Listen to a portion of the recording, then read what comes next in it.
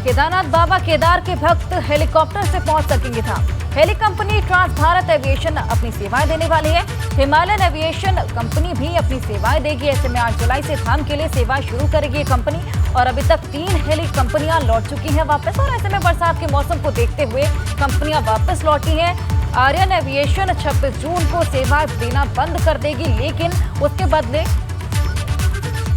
Himalayan aviation company यहां पर अपनी सेवाएं देना शुरू करेगी और 8 जुलाई से धाम के लिए ये सेवाएं शुरू कर दी जाएंगी। आपको बताएं कि कई कंपनियां वापस भी लौट चुकी हैं, क्योंकि बरसात के चलते मौसम को देखते हुए ये फैसला लिया है कंपनियों ने। वो वापस लौट गई थी। आर्यन एविएशन 26 जून को यहां पर अपना सेवाएं देना बंद कर देगी, लेकिन हिमालयन एविएशन कंपनी अपनी सेवाएं देना यहां से 8 जून को शुरू कर देगी।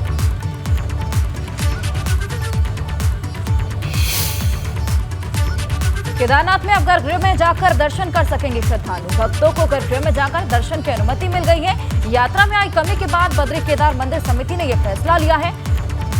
भीड़ में कमी देखी गई है। मोबाइल फोन बंद करके गर्भगृह में अब श्रद्धालु जा सकेंगे। साथ ही आपको बता दें, बाबा केदारनाथ के कपाट बीते 25 अप्रैल को आम श्रद्धालुओं के लिए दर्शन के लिए खोले गए थे।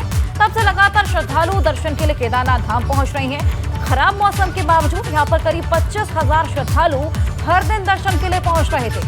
हालांकि इन दिनों यात्रियों की संख्या में काफी कमी देखने को मिली है और फिलहाल करीब 8,000 श्रद्धालु हर दिन केदारनाथ धाम में दर्शन के लिए पहुंच रहे हैं। ऐसे में बद्री केदार मंदिर समिति ने श्रद्धालुओं को गर्भगृह में जाकर दर्शन की अनुमति दी है। हालांकि यहाँ पर फोन को बंद रखना पड़ेगा।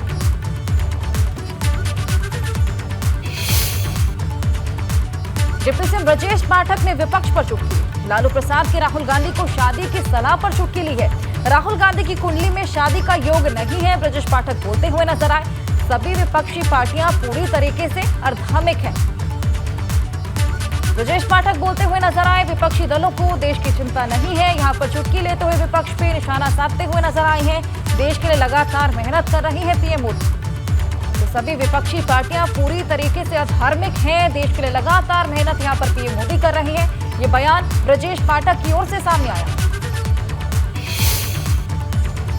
और माननीय प्रधानमंत्री नरेंद्र मोदी जी देश के लिए राष्ट्र प्रथम हमारे लिए है और ये सब कुर्सी के लिए इकट्ठा हुए हैं और कुर्सी के इकट्ठा होने में नेता भी तय नहीं है। और वहाँ पर गंभीरता की बातें, शादी की बातें हो रही हैं और शादी की बात जब हुई है इसका मतलब उनको देश की चिंता नहीं है, न ही उन्हें चुनाव की चिंता। पटना में विपक्षी नेताओं की मीटिंग में एआईएमआईएम नेता असदुद्दीन ओवैसी को ना बुलाए जाने पर एआईएमआईएम के नेता आपत्ति जता रहे हैं। तो मुरादाबाद से समाजवादी पार्टी के सांसद एसी हसन ने अब कहा कि विपक्षी नेताओं की मीटिंग में एआईएमआईएम नेता असदुद्दीन ओवैसी को भी बुलाना चाहिए था। सभी विपक्षी पार्टियों को एकजुट होकर 2024 में भाजपा का मुकाबला करना चाहिए। उन्होंने उम्मीद जाहिर की कि चुनाव के करीब आने पर ओवैसी भी साथ आएंगे।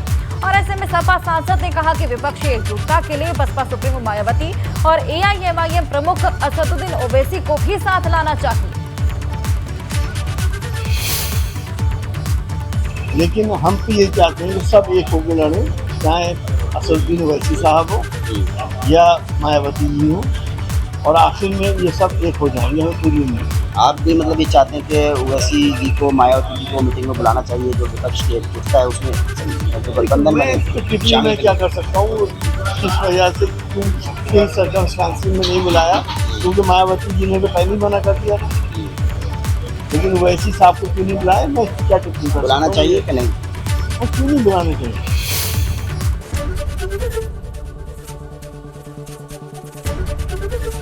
एबीपी गंगा, खबर आपकी, जुबान आपकी।